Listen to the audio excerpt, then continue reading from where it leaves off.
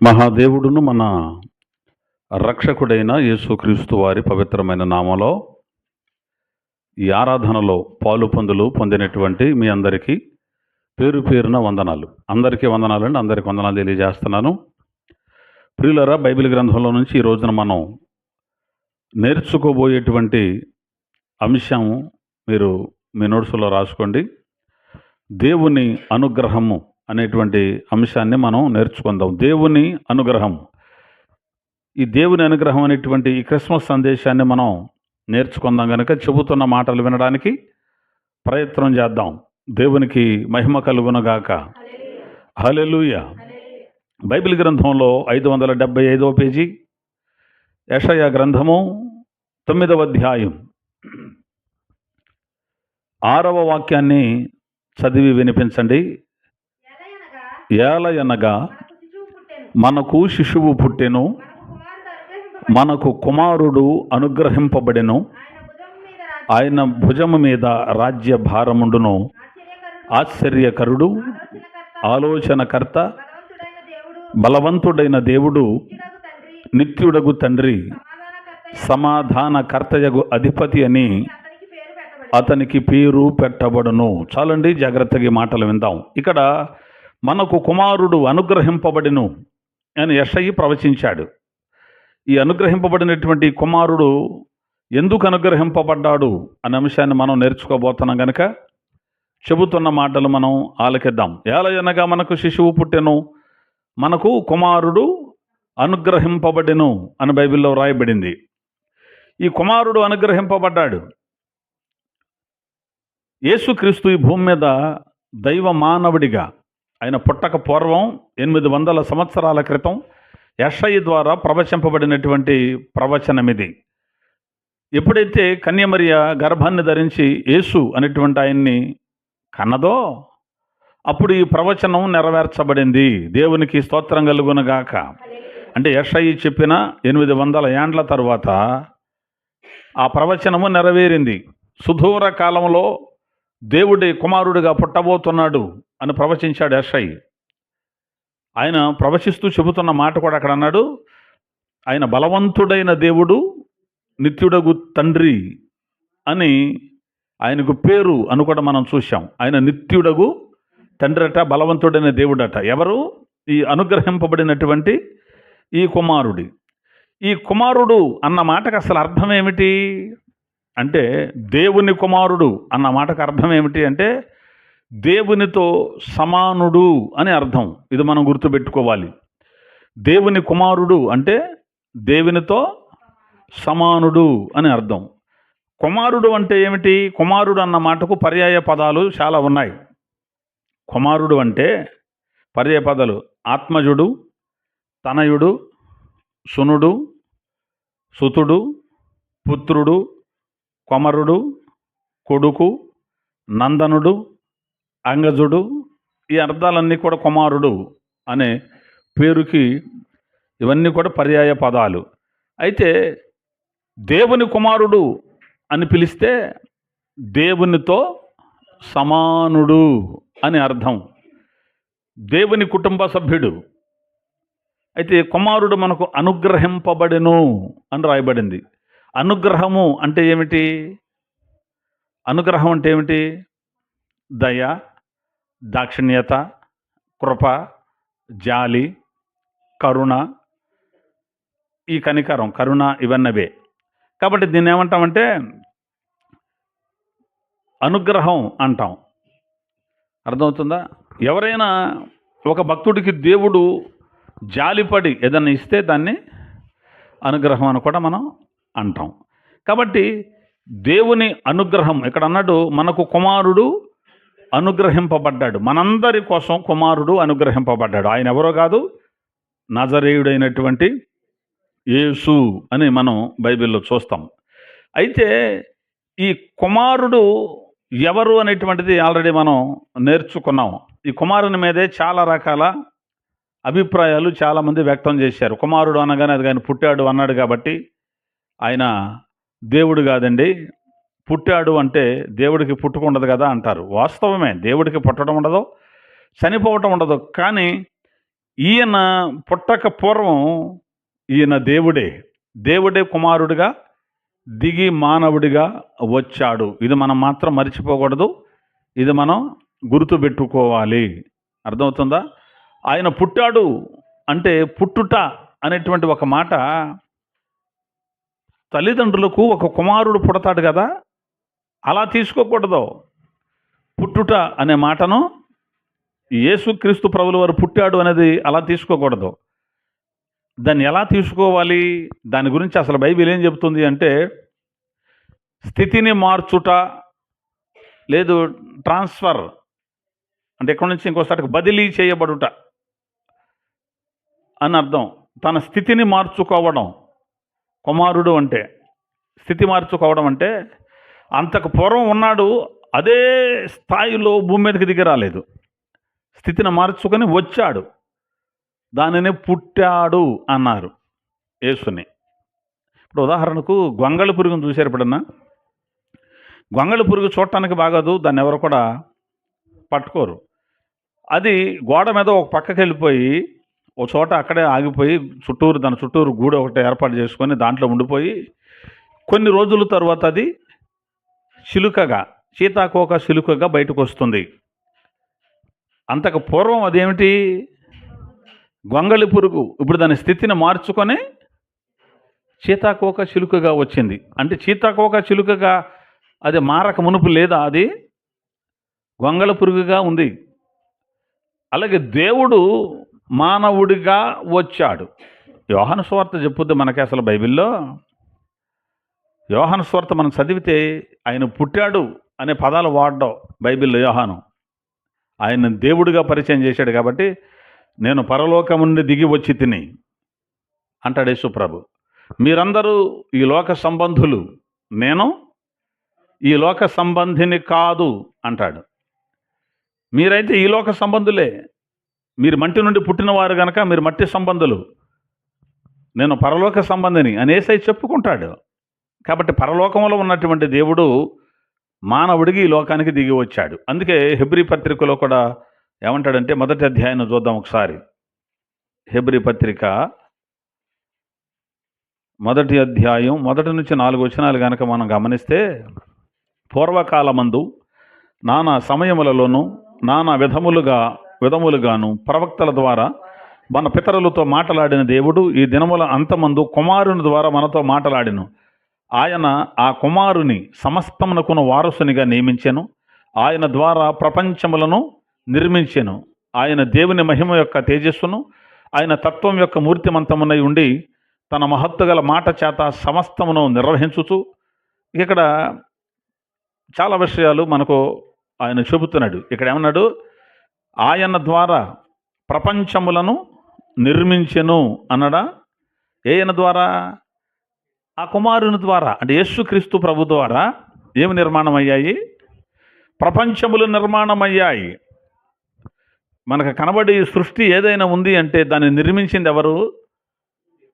ఈ యేసుక్రీస్తు అనేటువంటి ఆయనే ప్రపంచాలను నిర్మించాడు అని రాయబడింది. ఆయన దేవుని యొక్క తేజస్సును అన్నాడు. తేజస్సు అంటే ప్రతిబింబం అన్నాడు ఫుట్నోట్లో.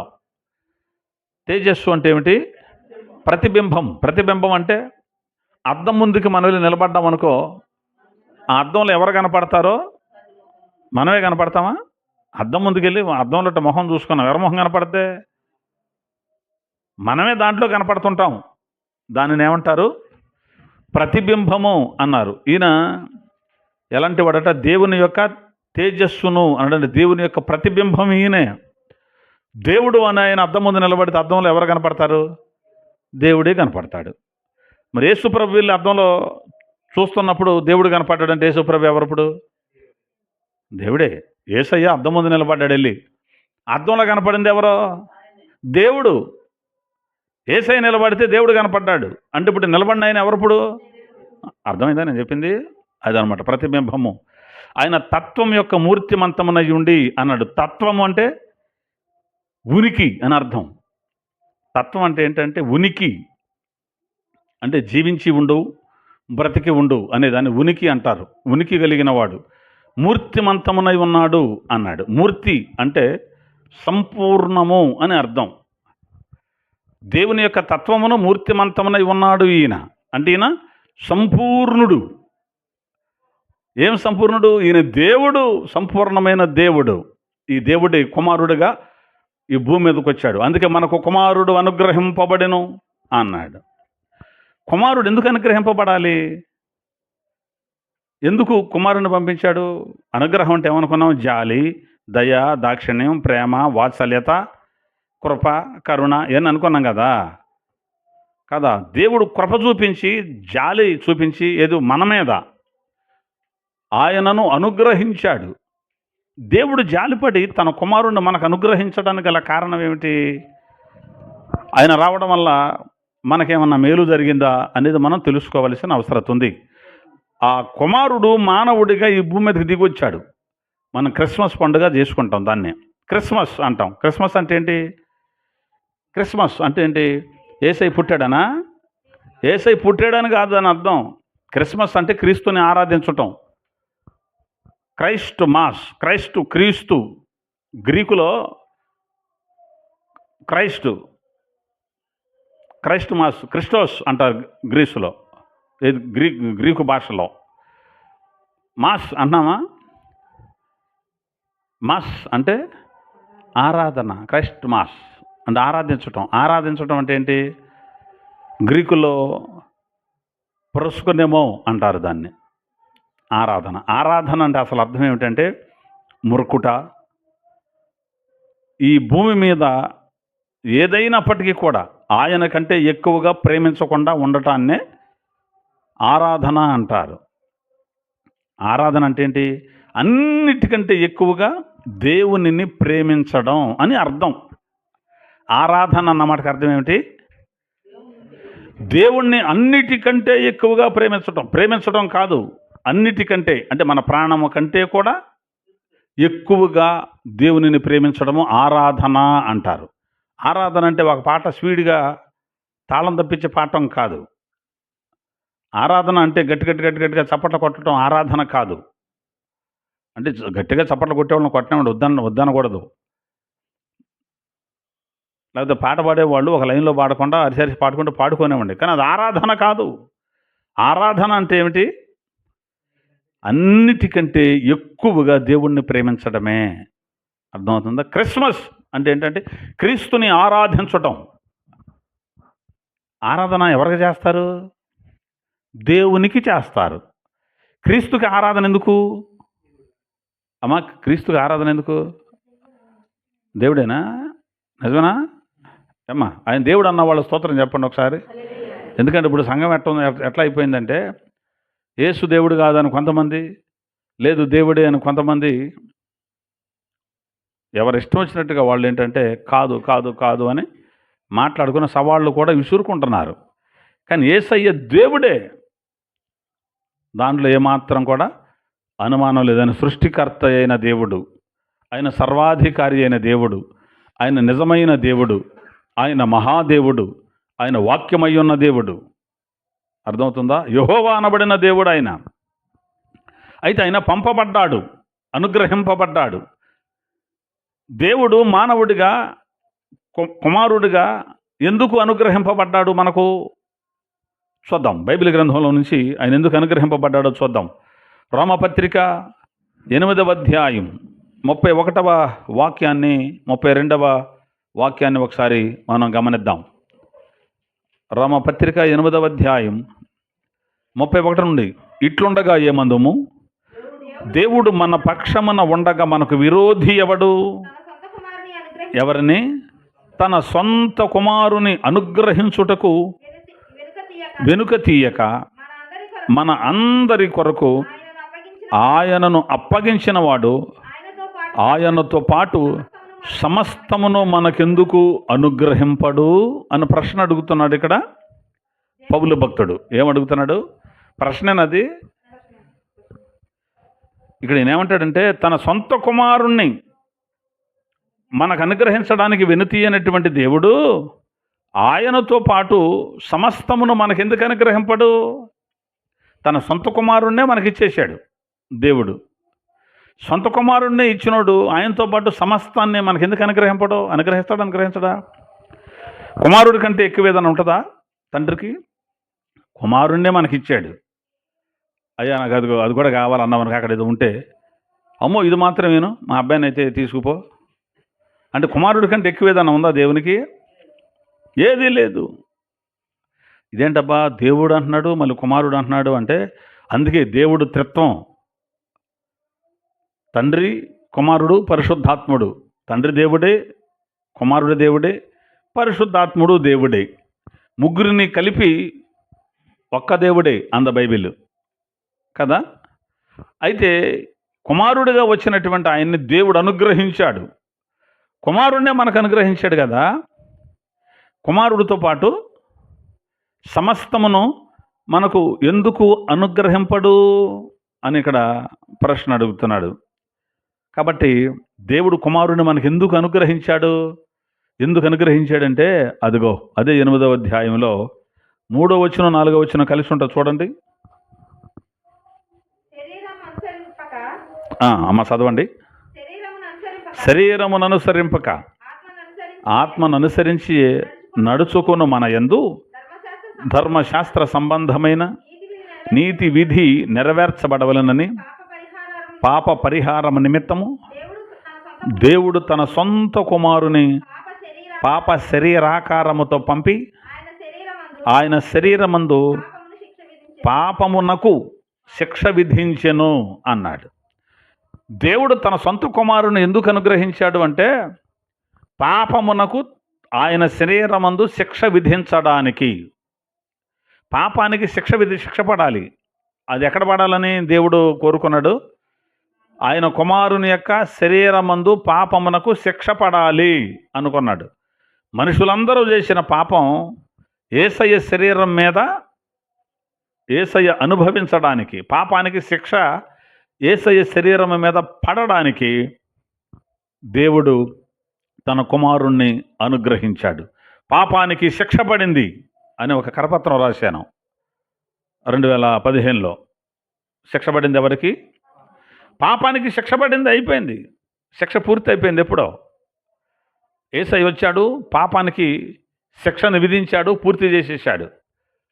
అయినా పాపం మనల్ని ఎందుకు ఏలుబడి చేస్తుంది? ఎందుకంటే ఆ పడినటువంటి ఆ శిక్ష యేసయ్య దేహమందు పడింది కనుక మనము కూడా అదే యేసయ్యలోనికి ప్రవేశించగలిగితే, అదే యేసయ్యను నమ్ముకోగలిగితే, అదే యేసయ్యను అంగీకరించగలిగితే, ఆ యేసయ్యలోనికి మనం వెళితే ఆయన చనిపోతే మనం చనిపోయినట్టు అవుద్ది. అర్థమవుతుందా? ఆయన యథార్థవంతుడైతే మనం యథార్థవంతులం అయినట్టు అవుద్ది.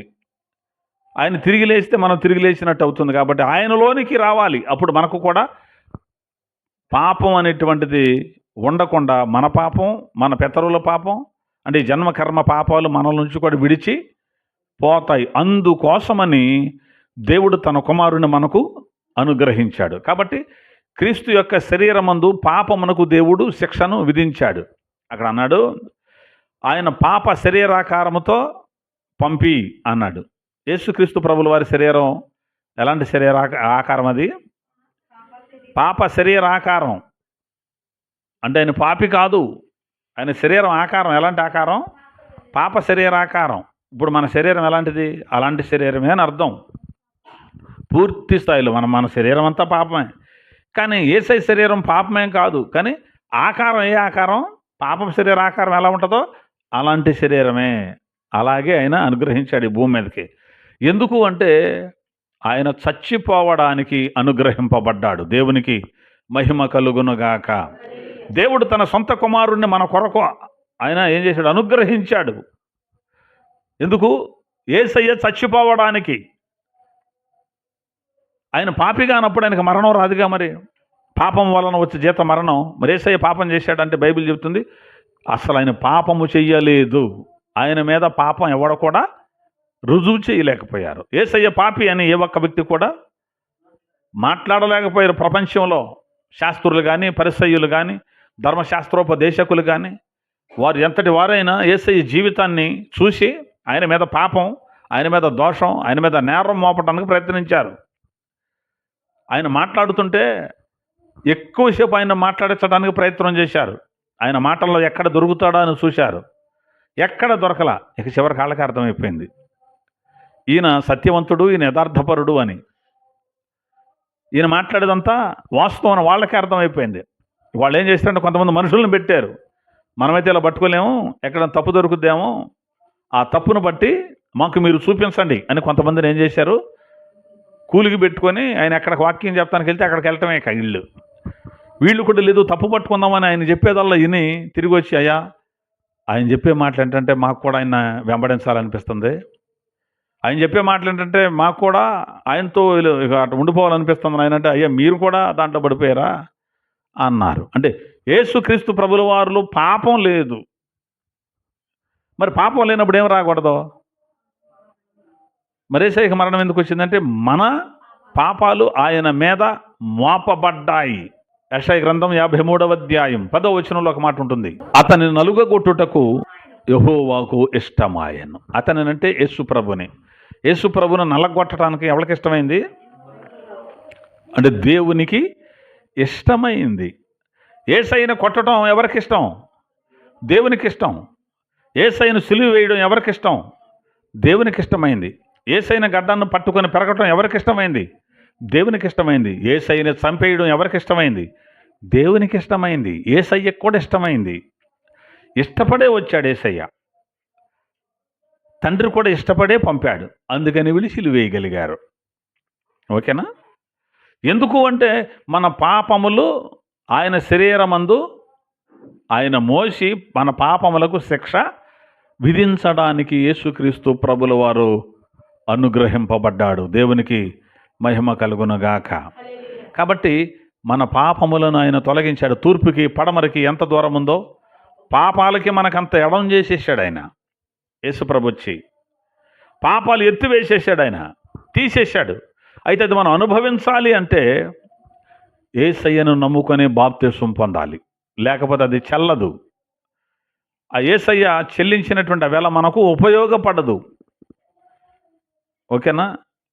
యేసయ్య మన కోసం తన ప్రాణాన్ని పెట్టి పాపాన్ని ఎత్తివేశాడు కదా, అది మనకు ఉపయోగపడాలి అంటే, పాపం నుంచి మనం ప్రత్యేకించబడాలి అంటే మనం యేసుక్రీస్తు ప్రభుని నమ్ముకోవాలి. యేసుక్రీస్తు ప్రభు ద్వారా క్రొత్తగా జన్మించాలి. పాపముల విషయమే చచ్చిపోవాలి, నీతి విషయమే మరలా క్రొత్తగా మనం బ్రతకాలి. అప్పుడు మాత్రమే మనకు యేసయ్య ఆ శిలువ శిక్ష, ఆయన పొందినటువంటి ఆ బాధ, ఆ మరణం, ఆ పునరుద్ధానం మనం కూడా అనుభవించినట్లు అవుద్ది. ఆయన నమ్మినప్పుడు మాత్రమే, ఆయన అంగీకరించినప్పుడు మాత్రమే అది మనకు ప్రయోజనకరంగా ఉంటుంది. ఆయన నమ్ముకుంటే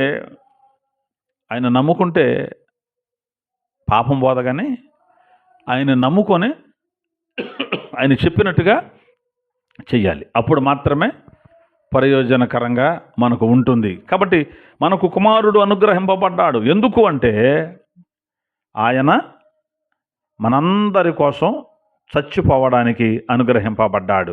అదే రోమాపత్రికలో 8వ అధ్యాయంలో 29వ వచనం కూడా చూడండి. ఇక్కడ నుంచి ఇదంతా కంటిన్యూగానే ఉంటుంది. ఎందుకనగా తన కుమారుడు అనేక సహోదరులలో జ్యేష్ఠుడగినట్లు దేవుడెవరిని ముందుగా ఎరిగనో వారు తన కుమారునితో సారూప్యము గలవారవుటకు వారిని ముందుగా నిర్ణయించెను. మరియు ఎవరిని ముందుగా నిర్ణయించెనో వారిని పిలిచెను. ఎవరిని పిలిచెనో వారిని నీతిమంతులుగా తీర్చెను. ఎవరిని నీతిమంతులుగా తీర్చెనో వారిని మహిమపరచెను. ఎందుకంటే ఈ కుమారుడు మనందరి కోసం వచ్చి చనిపోయింది. ఆయనట ఏమవడానికి? జ్యేష్ఠుడు అవడానికి అన్నాడు. తన కుమారుడు అనేక సహోదరులలో జ్యేష్ఠుడగున్నట్లు అన్నాడు. జ్యేష్ఠుడు అంటే పెద్ద కుమారుడు అని అర్థం. అనేక సహోదరులలో తన కుమారుడు జ్యేష్ఠుడు అవ్వాలి అంటే యేసుక్రీస్తు ద్వారా ఆయన మొట్టమొదటి వాడు, మిగిలిన వాళ్ళంతా ఆయన తర్వాత సహోదరులు అంటే తర్వాత కుమారులుగా ఉండటం కోసం యేసుక్రీస్తు ప్రభుల వారు ఈ లోకానికి వచ్చాడు. మన మూలపిత్రుడు ఎవరు? ఆదామేనా? ఆదాము. ఆయన మొట్టమొదటి వాడు అవుతాడు, ఆయనలో నుంచి మనమంతా అవుతాం. కానీ యేసు ప్రభు జ్యేష్ఠుడు.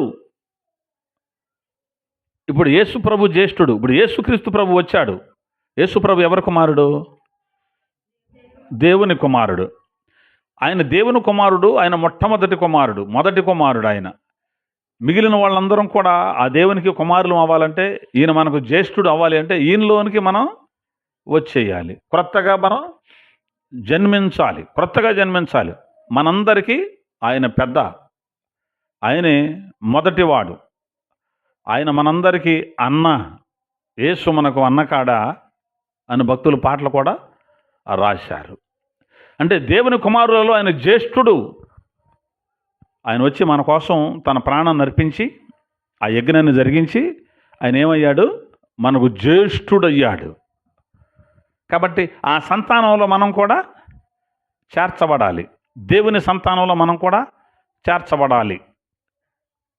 వాక్యం అనేటువంటి బీజం మనం కూడా, దేవుని బీజం మనం కూడా కలిగి ఉండాలి. అప్పుడు మనం దేవునికి పిల్లలమవుతాము, దేవునికి కుమారులమవుతాం.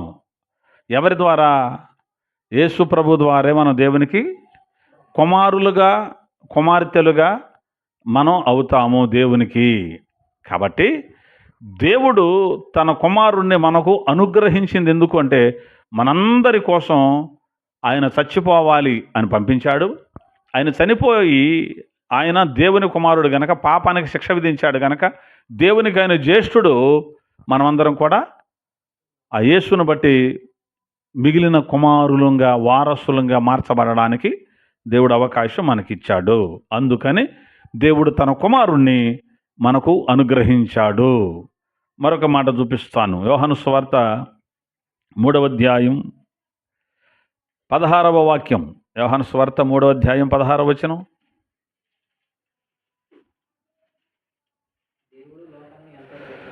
దేవుడు లోకమును ఎంతో ప్రేమించెను, కాగా ఆయన తన అద్వితీయ కుమారునిగా పుట్టిన వాని యందు విశ్వాసముంచు ప్రతివాడును నశింపక నిత్య జీవము పొందునట్లు ఆయనను అనుగ్రహించాను. దేవుడు తన కుమారుణ్ణి మనకెందుకు అనుగ్రహించాడు అంటే, ఒకటి, మనందరి కోసం ఆయన చచ్చిపోయి మనందరికీ ఆయన జ్యేష్ఠుడు అవ్వడానికి. రెండవది, తన కుమారుణ్ణి దేవుడు మనకెందుకు అనుగ్రహించాడు అంటే, నిత్య జీవము పొందటానికి. ఎవరు? మనమందరం కూడా యేసయ్యను ఎవరైతే అంగీకరిస్తారో, ఎవరైతే నమ్ముకుంటారో, ఎవరైతే ఆయన్ని కలిగి ఉంటారో వాళ్ళందరూ కూడా ఏం పొందడానికి? జీవము కాదు, నిత్య జీవం. జీవం అయితే మన జీవమే పడిది, కొంతసేపు ఉండి అంతలో మాయమైపోద్ది. అలా అవ్వకుండా నిత్య జీవం మనకు రావాలి అని, అంటే ఎప్పుడు బ్రతుకు మనకు కావాలని దేవుడు తన కుమారుణ్ణి మనకు అనుగ్రహించాడు. అందుకే అన్నాడు, దేవుడు లోకమును ఎంతో ప్రేమించాడు. అనడానికి రుజువు ఏంటంటే ఇదే. కాగా ఆయన తన అద్వితీయ కుమారునికి, అద్వితీయ అన్న దగ్గర అక్కడ ఎన్ని అంకేమన్నా వేశాడా? 3 అంకేసి ఏమేశాడు? అద్వితీయుడు అంటే అర్థం ఏమిటి? జనతైక కుమారుడు అంటే ఒక్కడే కుమారుడు అని అర్థం. అద్వితీయ కుమారునిగా పుట్టిన వానియందు విశ్వాసముంచు కొంతమంది, అది ప్రతివాడును నశింపక నిత్య జీవము పొందునట్లు ఆయనను అనుగ్రహించాను. మన అంశం దేవుని అనుగ్రహం. దేవుడు ఎందుకు అనుగ్రహించాడు తన కుమారుణ్ణి అంటే, మన కోసం ఆయన చచ్చిపోవడానికి, మనందరికీ అన్నవ్వడానికి. తర్వాత ఆ కుమారుని ద్వారా మనకు నిత్య జీవం అనుగ్రహించడానికి దేవుడే ఆయనను పంపాడు. కాబట్టి కుమారుని ద్వారా మనకేమొస్తుంది? నిత్య జీవం వస్తుంది. నిత్య జీవం అంటే ఎప్పుడు కూడా బ్రతికి ఉండేటువంటి జీవాన్ని దేవుడు మనకు అనుగ్రహించాడు. ఎవరి ద్వారా? యేసుక్రీస్తు ద్వారా, తన కుమారుని మనకు అనుగ్రహించుట ద్వారా నిత్య జీవం మనం పొందటమే దేవుని చిత్తం. కాబట్టి ఆ నిత్య జీవాన్ని మనం పొందాలి అంటే దేవుని సంబంధులమై ఉండాలి. నిత్య జీవం అంటే ఇవాళతో ఇది క్లోజ్ అవుద్దండి, లేదా ఇన్ని సంవత్సరాలతో ఆగిపోద్దండి, ఇక తర్వాత ఉండదండి అనేది కాదు నిత్య జీవం అంటే. అయితే నిత్య జీవం అంటే ఏమిటి? నిత్య జీవం అంటే ఏంటి? చాలా విషయాలు లేఖనాల్లో ఉన్నాయి. పరలోకమే నిత్య జీవం, కానీ యేసయ్యే నిత్య జీవం. నేనే మార్గము సత్యం జీవం అని కూడా ఆయన చెప్పుకున్నాడు. అయితే అలాంటి నిత్య జీవాన్ని మనం అనుభవించాలి. ఆ నిత్య జీవాన్ని మనం పొందుకోవాలి. ఆయన వచ్చి ఇచ్చేసాడు, బాగానే ఉంది. తన కుమారుని ద్వారా నిత్య జీవాన్ని ఆయన ఇచ్చాడు, బాగానే ఉంది. మరి అది మనం ఎలా పొందుకుంటాం? చాలా విషయాలు ఉన్నాయి. నిత్య జీవాన్ని గురించినటువంటి విషయాలు చాలా విషయాలు ఉన్నాయి. నేను కొన్ని రాశాను, మీకు రాసుకొని అవసరం లేదు, మీరు వినండి సరిపోద్ది. నిత్య జీవం అంటే ఏంటంటే ఏంటంటే యోహాను సువార్త 5:24లో విశ్వాసం వల్ల నిత్య జీవం అనుంది. 6:54లో ఆయన శరీరం రక్తం తిని త్రాగడం వల్ల నిత్య జీవం అనుంది. తర్వాత అదే విషయాలు సహోదరుని ప్రేమ వల్ల నిత్య జీవం అని ఉంది. యోహాను రాసినటువంటి పత్రికలో కూడా ఉంటుంది. యేసుక్రీస్తుని ఎరగటే నిత్య జీవం అని యోహాను సువార్తలో ఉంది. తర్వాత యేసు మాటే నిత్య జీవం అని యోహాను సువార్తలో ఉంది. ఆ యోహాను రాసిన పత్రికలో ఆయనే నిత్య జీవం అని ఉంది యేసు ప్రభుని గురించి. తర్వాత యేసయ్య చెప్పాడు, నేనే మార్గం సత్యం జీవం అన్నాడు. తర్వాత అదే యోహాను సువార్తలో ఆయన ఆజ్ఞలే నిత్య జీవం అని ఉంది. ఆయన ఇచ్చే నీళ్లే నిత్య జీవం అని ఉంది. ఆయన యందు విశ్వాసం ఉంచడమే నిత్య జీవం అని ఉంది. దేవుని కుమారుని నమ్మడమే నిత్య జీవము అని ఉంది. ఇదంతా ఏమిటంటే నిత్య జీవ ఉనికి అంటాం దీన్ని. నిత్య జీవానికి ఉనికి. తర్వాత నిత్య జీవ కార్యం అని ఒకటి ఉంటుంది. కార్యం అంటే ఏం చేస్తే మనకు నిత్య జీవం వస్తుంది అనేటువంటి నిత్య జీవ కార్యం. తర్వాత నిత్య జీవం యొక్క ఫలితం ఏమిటి అనేది ఉంటుంది. ఆ నిత్య జీవం పొందితే ఎప్పుడు నశించిపోము. ఆ ఫలితం ఏంటి అనేటువంటిది ఒకటే. నిత్య జీవం ఉనికి, నిత్య జీవ కార్యం, నిత్య జీవం యొక్క ఫలితం. నిత్య జీవం యొక్క కార్యం చెప్పి నేను ముగిస్తాను, చూద్దాం. నిత్య జీవం ఉనికిని కాదు, నిత్య జీవం యొక్క కార్యాలు ఏంటి ఆ నిత్య జీవ కార్యం చూద్దాం. అంటే అసలు నిత్య జీవం మనకు ఎలా వస్తుంది అనేటువంటిది కార్యం అన్నమాట. మనం ఏం చేస్తే వస్తుంది అనేటువంటిది దేవుడైతే ఇచ్చేశాడు, తన కుమారుని ద్వారా ఇచ్చాడు. అయితే మనకెట్లా వస్తుంది? ఇది రాత్రి చెప్పుకున్నట్టు రేషన్ బియ్యం ఉచితంగా అయితే వచ్చినాయి. అవి మనకెట్లా వస్తాయి అంటే ఒక కార్డు కావాలి అన్నాం కదా. అలాగే ఆ నిత్య జీవం మనకు రావాలంటే మనకేం కావాలి చూద్దాం. యోహాను సువార్త 5వ అధ్యాయం 39వ వచనం. 5:39 లేఖనముల యందు మీకు నిత్య జీవము కలదని తలంచుచు వాటిని పరిశోధించుచున్నారు. ఫుట్నోట్లో పరిశోధించుడి అనుంది. అవే నన్ను గూర్చి సాక్ష్యం ఇచ్చుచున్నాం. చాలు. లేఖనముల యందు మీకు నిత్య జీవము కలదని ఏం చేయమన్నాడు? వాటిని పరిశోధించమన్నాడు. ఏం తలంచాలి? నిత్య జీవం లేఖనముల యందు ఉందని తలంచి దాన్ని ఏం చేయాలి? లేఖనాన్ని పరిశోధించాలి. ఒక వ్యక్తి నిత్య జీవాన్ని పొందాలి అంటే చేయవలసిన పని ఏమిటి? దేవుడు ఎలాగో తన కుమారుని పంపి నిత్య జీవాన్ని అనుగ్రహించేశాడు. అది మనం పొందుకోవాలి అంటే, అది మనం అనుభవించాలి అంటే లేఖనముల యందు నిత్య జీవం ఉందని తలంచుచు వాటిని మనం పరిశోధించాలి. పరిశోధించుడి అని ఉంది. అందుకని పరిశోధించుచున్నారు అని కూడా అక్కడ ఉంది. కాబట్టి బైబిల్ గ్రంథంలో రాయబడిన లేఖనాలు ఏదైతే చెబుతున్నాయో వాటి ప్రకారం నడవడమే నిత్య జీవము. వాక్యం ఏదైతే చెప్పడం లేదో దాన్ని మానేయడమే నిత్య జీవము. మరొక మాట నేను చూపిస్తాను. యోహాను సువార్త 6వ అధ్యాయం 54వ వచనం. యోహాను సువార్త 6వ అధ్యాయం 54వ వచనం. నా శరీరము తిని నా రక్తము త్రాగువాడే నిత్య జీవము గలవాడు, అంత్యదినమున నేను వానిని లేపుదును. అది నా శరీరము తిని నా రక్తము త్రాగువాడే నిత్య జీవము గలవాడు అన్నాడు. నిత్య జీవం మనకు ఎలా వస్తుంది? లేఖనాలలో ఉంది కాబట్టి లేఖనాలను మనం పరిశోధించడం వల్ల, పరిశీలించడం వల్ల, లేఖనం ప్రకారం బ్రతకటం వల్ల మనకు నిత్య జీవం వస్తుంది. రెండవది యేసయ్య చెబుతున్నాడు, నా శరీరాన్ని తినాలి, నా రక్తాన్ని త్రాగాలి, అప్పుడు మీకేం వస్తుంది? నిత్య జీవం. అంత్యదినాన నేను వానిని లేపుతాను అన్నాడు. అంత్యదినం అంటే చివరి రోజు అని అర్థం. చివరి రోజు. దేనికి చివరి రోజు? సంఘం ఎత్తబడడానికి ఆఖరి రోజు, ఈ రోజున ఎత్తబడుద్ది అనే రోజు ఉంటుందే, ఆ సంఘం ఎత్తబడే రోజు, చివరి రోజు, దానిని అంత్యదినము అన్నాడు యేసయ్య. అంత్యదినమున నేను వానిని లేపుతాను అంటే ఆయన శరీరాన్ని తిని ఆయన రక్తాన్ని త్రాగిన వాడిని మాత్రమే ఆయన లేపుతాడు. ఆయన శరీరాన్ని తినని వాడిని, ఆయన రక్తాన్ని త్రాగని వాడిని యేసయ్య లేపడు. తర్వాత లేస్తారు వాళ్ళు నరకానికి పోవటానికి. కానీ మొదటి పునరుద్ధానంలో లేచేది ఎవరు అంటే యేసయ్య శరీరాన్ని తిని ఆయన రక్తం త్రాగేవాడు, నిత్య జీవము కలిగిన వాడు, ఎప్పుడు బతుకుంటాడు. ఇప్పుడు ఇవాళ బాగానే ఉన్నామండి, నేను బాగానే అన్నం తింటున్నాను, బాగానే నేను నడుస్తున్నాను, బాగానే నేను చూస్తున్నాను, నా కాళ్ళు బాగానే పనిచేస్తున్నాయండి, బాగానే ఉందే నా పరిస్థితి అని ఇవాళ అనుకోవచ్చు. ఇంకో గంట తర్వాత మనకు తెలియదు. గంట దాకా ఎందుకు, కాసేపటికి జరగబోయేటువంటి ఏది కూడా మనం చెప్పలేము. ఏం జరుగుద్దా, ఏదన్నా జరిగిందానికి ఇప్పుడేగా నాతో మాట్లాడాడు, ఇప్పుడేగా నేను చూసా, ఇప్పుడే నువ్వు చూసావు, మరి ఏం చేయమంటావు? ఇప్పుడే నువ్వు చూసే తర్వాత అన్నాడు, ఏదో నొప్పి అన్నాడా, అయిపోయింది. అప్పుడే ఇందాక నాతో నిన్న నేను వస్తుంటే నాకు వారిని ఇంట్లోనే ఇక్కడే కనపడి ఏమన్నాడంటే, మరి ఇప్పుడు ఏం చేద్దాం?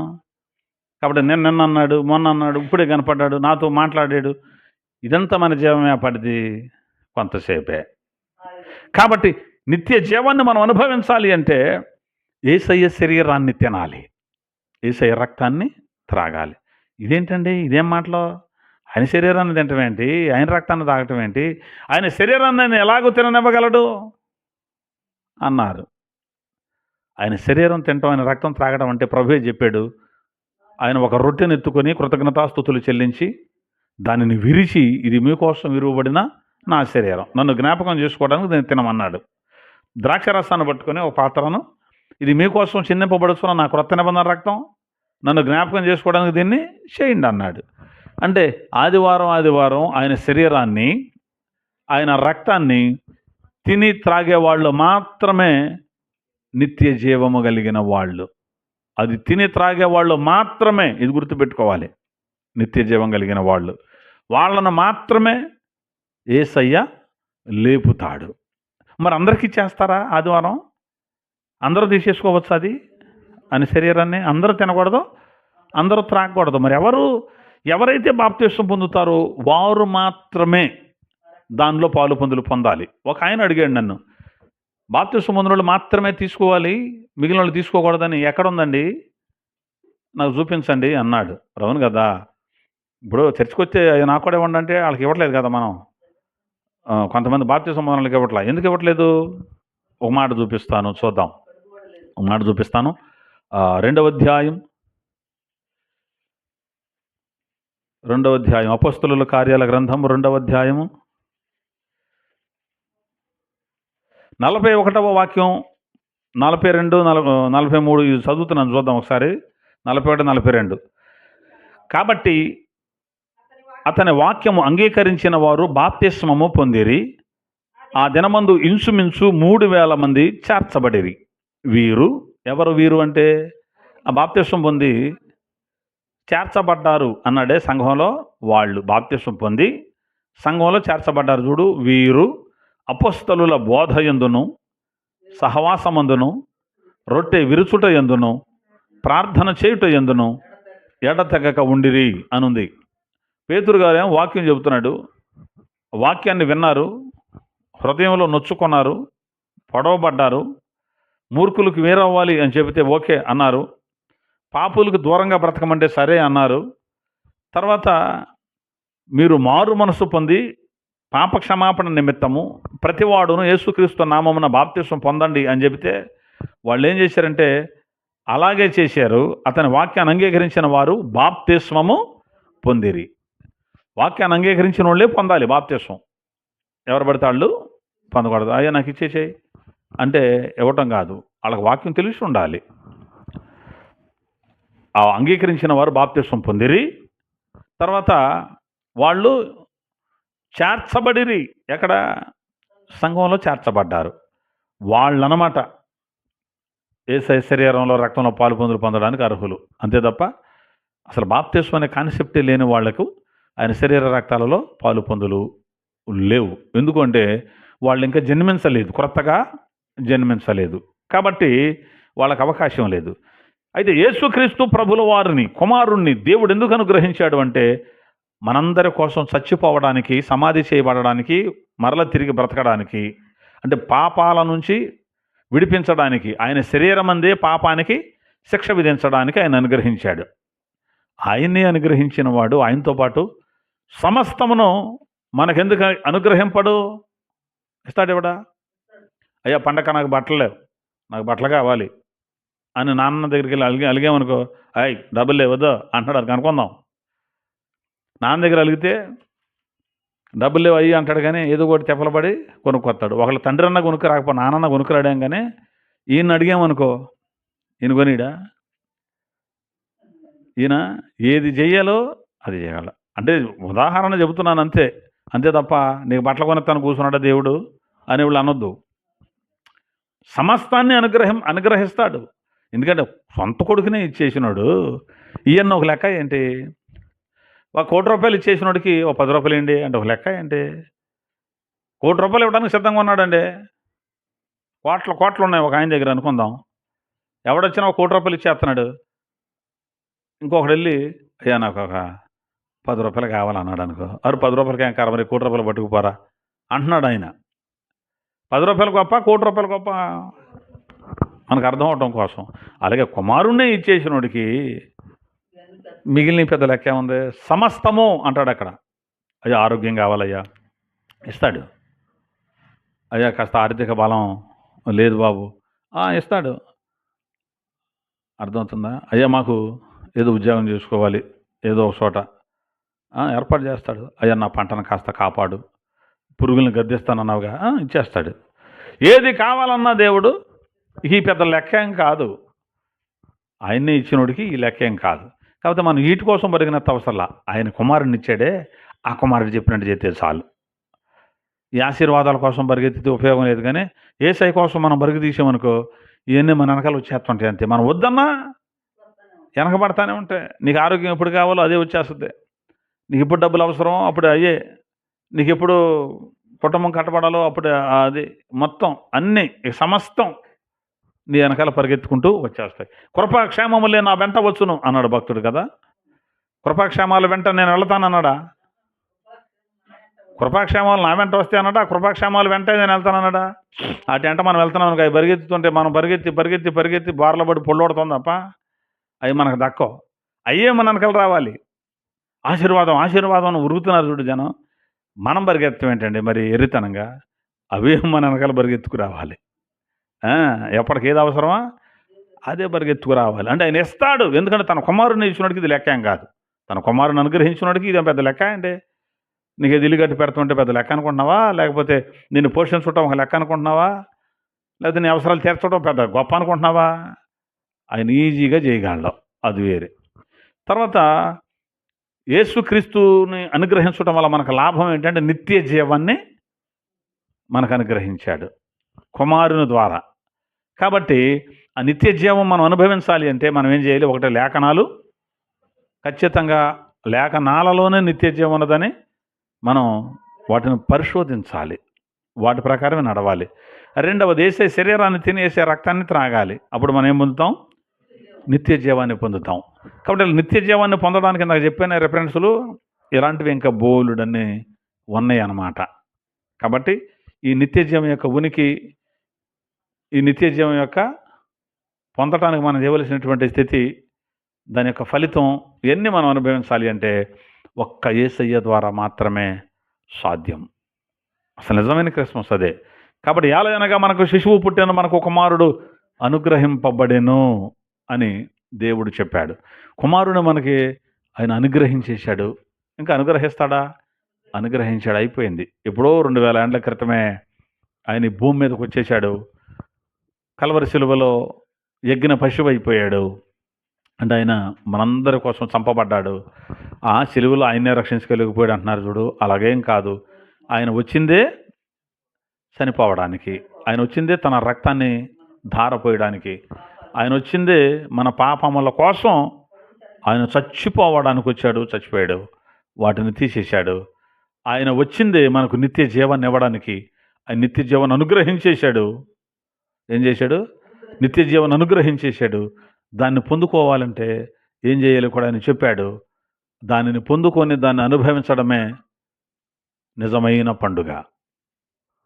అర్థమవుతుందా? నిజమైన పండుగ అదే. దాన్ని మనం అనుభవించకుండా ఆ పండుగ పేరు మీదుగా ఏవేవో కార్యక్రమాలు చేసుకొని, ఆ పండుగ పేరు మీదుగా ఏవేవో కొన్ని చేసి, టపాసులు తెచ్చి పేల్చి, శువ్వలు తెచ్చి పేల్చి, కొత్త బట్టలు తొడుక్కొని, మనం పిండి వంటలు వండుకొని, లేకపోతే చర్చిలకి, ఇళ్ళకి సున్నాలేసేసుకొని, లేకపోతే రంగురంగుల కాగితాలు అతికించుకొని, లేకపోతే అందరూ అనేక రకాల సెంట్లు కొట్టుకొచ్చి గుమగుమలాడుకుంటా ఉండటం, ఇదంతా వృధా.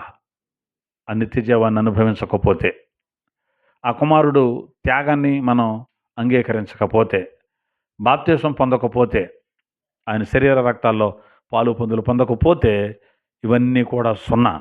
కాబట్టి బాప్తిసం పొంది సన్నిధిలో ఎదుగుతూ ఆయన రాకడ కోసం మనం సిద్ధపడి ఉందుముగాక.